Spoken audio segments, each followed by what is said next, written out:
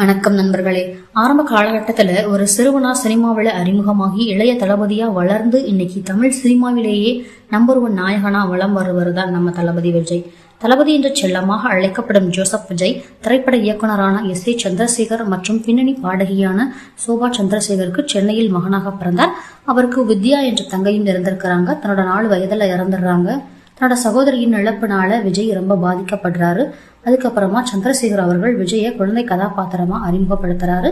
விஜய் தன்னோட 10 வயதுல வெற்றி, குடும்பம், நான் சிவப்பு மனிதன், வசந்தராகம், சட்டம் ஒரு விளையாட்டு போன்ற படங்கள்ல குழந்தை நட்சத்திரமா நடிக்கிறாரு.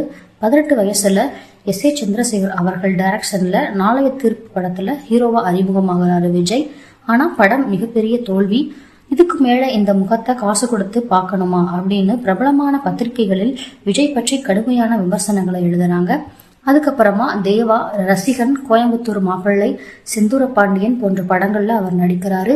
1996 வெளிவந்த பூவே உனக்காக படத்துல ஒட்டுமொத்த தமிழ் மக்கள் மனசுல இடம் பிடிக்கிறாரு. பூவே உனக்காக படம் விஜயோட ஃபர்ஸ்ட் பிளாக் பஸ்டர் மூவி. இந்த படம் தான் அவரை முன்னணி நடிகர் லிஸ்டுக்கு கொண்டு வந்தது. அதுக்கப்புறமா அவர் நடிச்ச காதலுக்கு மரியாதை, பிரியமுடன், துள்ளாத மனமும் துள்ளும் போன்ற படங்கள்ல காதல் நாயகனா வலம் வந்தாரு. அதுக்கப்புறம் அவர் நடிச்ச குஷி, பிரியமானவளே, ஃப்ரெண்ட்ஸ், பத்ரி போன்ற படங்கள் சூப்பர் படங்களா மாறுச்சு. 2003 அவர் நடிச்ச உதயா, திருமலை போன்ற படங்கள் அவரை ரொமான்டிக் ஹீரோவில இருந்து 2004 அவர் நடிச்ச கில்லி படம் அவரை மாஸ் ஆக்ஷன் ஹீரோவா மாத்துச்சு. கில்லி மிகப்பெரிய பிளாக் பஸ்டர் படமா இருந்தது. 2005 இருந்து 2009 வரை விஜய் நடித்த திருப்பாச்சி, சிவகாசி, போக்கிரி போன்ற படங்கள் மாஸ் ஹிட்ஸ் மூவியாக மாறியது. 2011 அவர் நடிச்ச நண்பன் திரைப்படம் மிகப்பெரிய வெற்றியை கொடுத்துச்சு. நண்பர்கள் பட்டாளத்தோட வித்தியாசமான கதாபாத்திரத்தில் நடிச்சிருப்பாரு. 2012 அவர் நடிச்ச துப்பாக்கி திரைப்படம் அவரோட ஸ்டைல், லுக் பயங்கரமா இருக்கும். துப்பாக்கி திரைப்படம் 100 கோடிக்கு மேலாக வசூல் சாதனை படமா மாறுச்சு.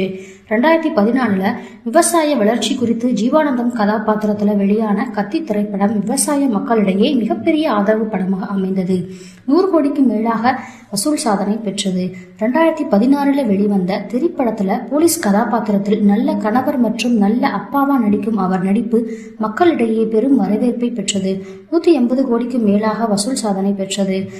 2017 மெர்சல், 2018 வெளிவந்த சர்க்கார் வெளிநாட்டில் வாழும் இந்தியரின் தனிப்பட்ட ஓட்டுரிமை குறித்து அதன் பின்னணியில் இருக்கும் அரசியல் குறித்து எடுத்த படம் மிகப்பெரிய வெற்றி படமாக அமைந்தது.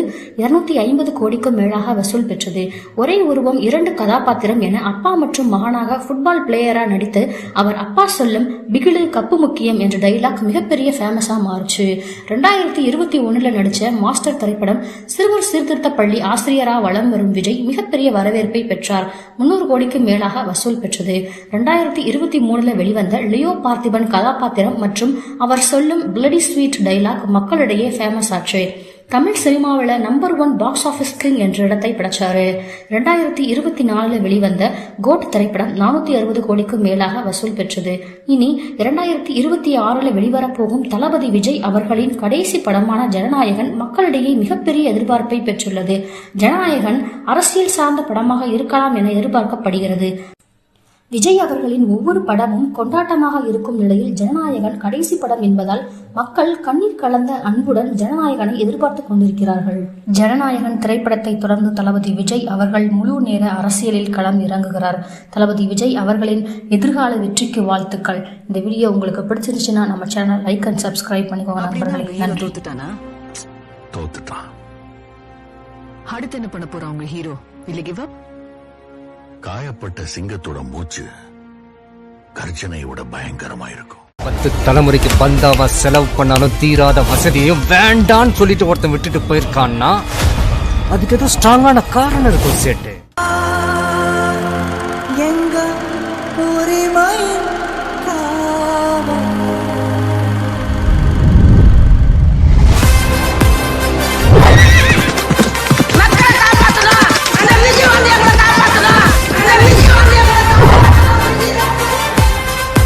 பிரச்சனை